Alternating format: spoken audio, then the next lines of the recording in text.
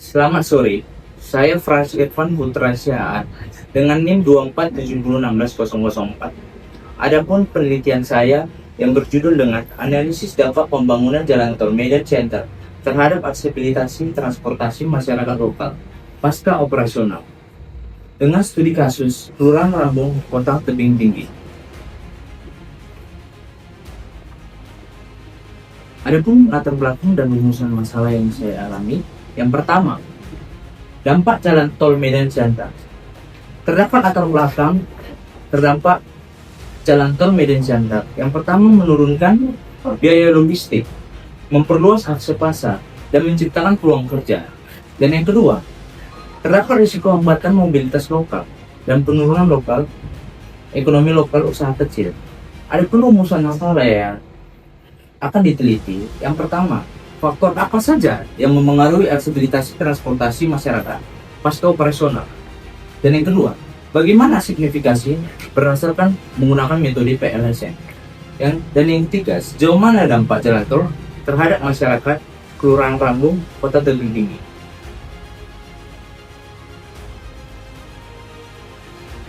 Adapun tujuan dan manfaat penelitian saya.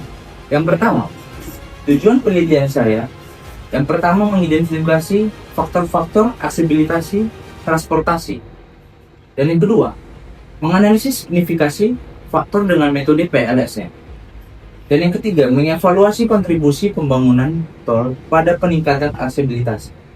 Adapun manfaat penelitian saya yang pertama, memberikan layanan konstruksi yang terbaik.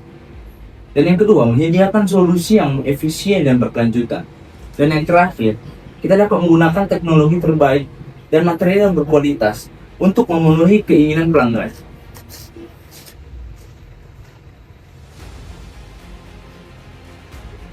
Terdapat metode penelitian dan alur penelitian yang nanti saya akan teliti di terdapat lokasi penelitian, yaitu di Kelurahan Rambung. Kelurahan Rambung ini terdapat di dalam Kota Tebing Tinggi itu sendiri. Dan yang kedua, saya menggunakan metode PLSM atau partial least square, yaitu gunanya untuk menguji hubungan antar variabel laten dan kompleks. Dan yang kedua, gunanya metode PLSM ini adalah cocok digunakan untuk data sampel terbatas dan tidak harus normal. Adapun bagian akhir yang kita bisa dapat lihat Bapak Ibu, analisis data terstruktur dengan Smart PLS 4.0. Yang pertama, fase pengumpulan data.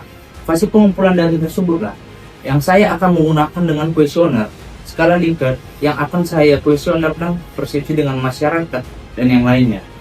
Setelah kita mendapatkan kuesioner tersebut, saya olah dengan data dan menginput dengan data-data coding, mengorganisasi dengan mengimpor data sebelum untuk ke PLSM.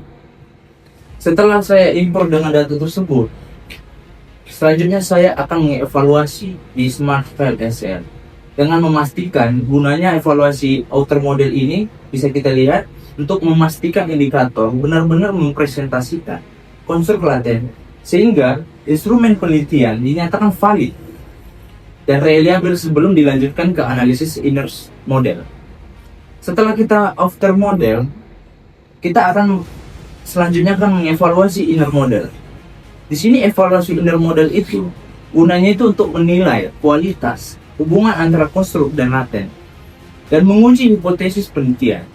Setelah kita dapat outer dan inner dalam model PLSM, kita akan memprestasikan hasil, di mana kita akan menganalisis hasil temuan dari dan menguji hipotesis. Setelah kita memprestasikan hasil, kita bisa alurnya ke kesimpulan. Kita mendapatkan kesimpulan dan rekomendasi. Disinilah kita merangkum semua hasil dari metode PLSM ini dengan merangkum temuan dan memberikan saran praktis. Setelah semuanya kita dapatkan, maka itu kita dapatkan fase penyelesaian. Fase penyelesaian adalah fase yang terakhir, di mana menyelesaikan semua proses, analisis, dan menyiapkan semua program-program dan laporan-laporan dari metode PLSM. Demikianlah hasil metode saya dengan judul aksesibilitas transportasi terhadap studi kasus Kelurahan Rambung, Kota Tebing Tinggi. Terima kasih.